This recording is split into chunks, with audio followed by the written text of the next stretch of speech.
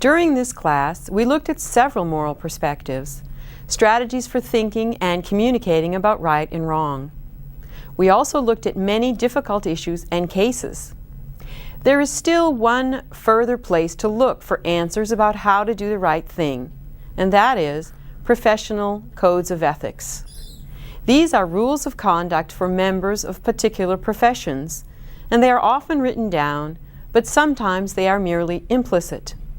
One of my friends was a plumber, and he used to say that the only thing a plumber needs to know is that sewage doesn't flow uphill and that payday is Friday. Of course he was joking. There really are norms of professional conduct for the building trades, although they may not always be written down. Other professions have explicit codes of ethical conduct, some of them, like the Hippocratic Oath for physicians, dating back over 2,000 years. One preliminary question is, what is a profession? Why do we describe some activities as professions and some as mere careers? The traditional view of professions is that they involve individuals who each have a high degree of autonomy. They are personally responsible for their decisions because they are not in a position where they are expected to follow orders that they had no part in creating. Second, the professions themselves are described as dedicated to the common good. Third, members of professions collectively assign moral responsibility to their members and articulate that responsibility in the form of professional codes of ethics. Professional codes are designed to provide a shared view of moral standards for particular professions, to provide a standard for teaching and discipline, and to guide the behavior of members in difficult situations. They must be sensitive to the possible harm that particular professions can cause and the temptations to do the wrong thing that face professionals. Engineers, for example, have a code that makes protecting the public from harm a central concern. This makes sense when we recognize that civil engineers are responsible for projects like building bridges. Healthcare professionals are privy to very personal information about patients and thus have codes that make confidentiality a primary obligation. Like all moral rules, professional codes of ethics must be assessed before we decide that they are the right rules to follow. The defense of a particular professional code or clause in it can be made in two ways. One, by appeal to their centrality to the furtherance of a particular institution and the utility of that institution, and two, on other moral grounds, for example, respect, care, virtue, etc. Let's see how this works. In the United States, lawyers are obligated to zealously defend the interests of their client. Criminal lawyers are not obligated to convince a jury to send their client to prison, regardless of their own opinion about the guilt or innocence of their client. This is defended in terms of our legal system, which is an adversary system and assumes that people are innocent until proven guilty. The adversary system of justice is defended as the best possible way of seeing that justice is done, and the presumption of innocence is defended in terms of the Constitution. Both the adversary system and the Constitution can also be defended in terms of right, utility, or care. So an individual lawyer may be a bit uncomfortable with her clients at times, but she can be comfortable that in defending them, she is defending the adversary system and the Constitution. But notice that professional codes are not absolute. We needn't assume that every professional code was carefully drafted or that it should be followed in every possible case. When we have some concerns about a particular professional code, we may need to look to see what institution it is protecting and what moral views provide the justification. In addition to professional codes of ethics, there are other codes that are adopted by organizations in order to see whether to follow these. You follow the same procedures you used to evaluate professional codes. Sometimes, you are called upon to help develop an organizational code of ethics. To do this, first answer these questions. Is there a professional code that governs some of the activities of our organization? What is the purpose of our organization, and is this a worthy goal? Is our organization organized maximally to achieve this goal? Can we defend the proposed organizational code in terms of some moral values? In our many discussions of ethics, both in the classroom and in many other settings, we hear the same questions. How can I do what I think is right, even when I am pressured or tempted to do otherwise, even when doing the wrong thing is rewarded and the right thing penalized? In this course, we tried to give you practical advice for answering this question. We didn't try to tell you what to do, because living with integrity means living with courage and conviction. A conviction based on careful reflection about your own values, informed and respectful exchanges with others, and careful research into the situation you are facing. What we hope we left you with is practical guidance about how to figure out what your current values are, how to subject these values to rigorous assessment to see whether these are the values you want to endorse, and how to live your life with integrity and inspire others to do the same. As you finish this course, we invite you to think about the difference you can make in your own personal and professional lives. In short, we invite you to think about yourself as a leader. In a very influential book about leadership, James Kouzes and Barry Posner describe 5 essential features of good leaders. Model the way, inspire a shared vision, challenge the process, enable others to act, encourage the heart. Note that moral integrity is the foundation of each of these features. When you are living with integrity, you are giving very careful consideration to what is the right thing to do, and you're living up to your ideals. Whether or not you have a formal position of leadership, when you're living with integrity, you are setting an example for others to follow. Your courage and conviction as you do this will be a source of inspiration to those around you. When you are living with integrity, you will often find yourself out of step with the people who are doing what is easy or comfortable. This is one of the characteristics of good leadership, doing what you think is right, even when this means leading and not following the crowd. When we hear about things like the Enron scandal, we often find ourselves at a loss.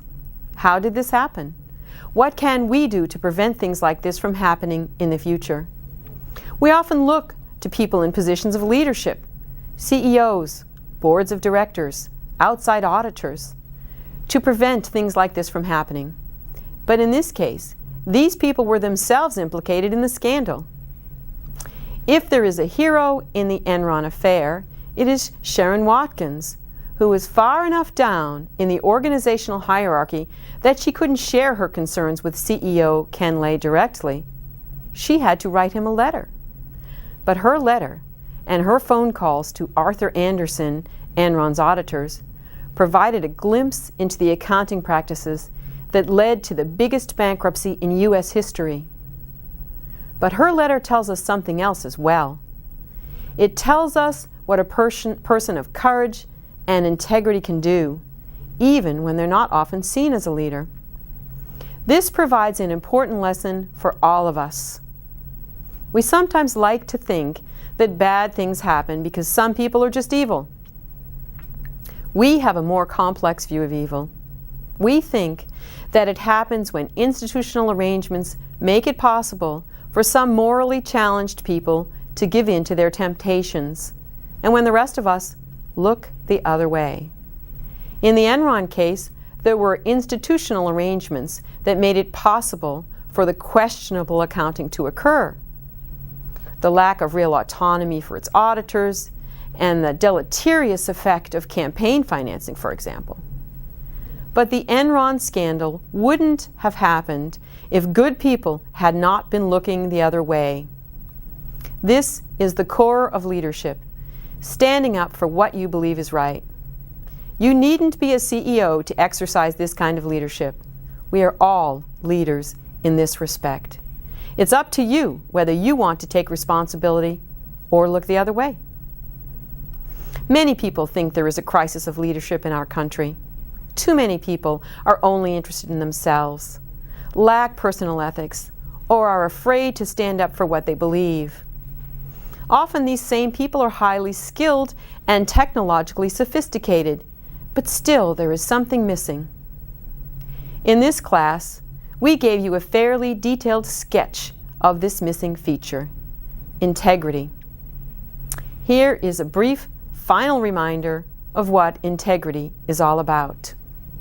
People with integrity understand and can communicate their own values, but they also are able to understand and communicate with people who have different values. They are imaginative and they are good at thinking about the long and short-term consequences of different strategies. They respect the people they interact with: family, friends, colleagues, employees, peers, customers, and fellow citizens. And they are able to build a successful relationship with all these groups. This does not mean that they always agree with everyone, but when they disagree, they are able to do so without losing their cool or treating people with contempt. They also care about the people they interact with. They are brave, honest, humble, and fair.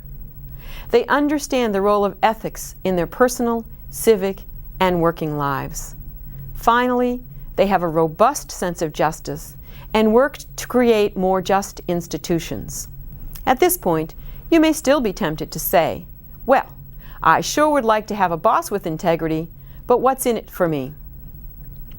This is a question that humans have been asking for thousands of years, and philosophers have offered a number of answers. Plato discussed this question in his dialogue, The Republic. Suppose you had a ring that could make you invisible. What would you do with it? Some of the people in the dialogue said they would use it to make themselves rich or have things they couldn't otherwise get. Socrates, who was Plato's teacher and the main character in this dialogue, said that the wise person would act with integrity regardless of whether he was visible or not. So for Socrates, integrity is part of wisdom. In everyday terms, we might say that as you become wiser, you just begin to see why it makes sense to do the right thing. Aristotle had a slightly different view. He thought that having integrity is just part of living a full, complete, and happy life. Take a moment to do a thought experiment and see if he is right. Suppose you die tomorrow. On your deathbed, will you look back on your life and say you've had a good life? Will you have any regrets? What will they be? Suppose you could watch your own funeral. What do you suppose people would be saying about you? What would you want them to say? In addition to our discussions of personal integrity, we hope we shed light on what is involved in creating institutions of integrity. When most of us think back on the worst job we ever had, we remember working in a dysfunctional organization where employees were not treated decently and where there was no sense of solidarity or trust. Now, integrity alone will not make organizations effective, but without integrity, no organization can develop the teamwork and commitment to serving the customer or client or organizational goal that is essential to being an effective organization. We have thousands of years of human history which illustrate that shared moral understandings provide the glue which hold groups together and the grease which makes it possible for people to interact with a minimum of friction. Persons of integrity understand that one cannot do the right thing in a vacuum. Just institutions, be they social, political, or financial, are the underpinnings of personal integrity. Persons with integrity also care about their neighbors, their nations, and the world, and they manifest this caring in conscious political activity. During this class, we were concerned with how to develop your own character and conscience, but we also looked at the larger social forces that either support or undercut this task. As you go off and hopefully apply the lessons of this class, we encourage you to keep the big picture in mind, how you can be a powerful agent for change, both in your own families, friendships, communities, and in the world at large.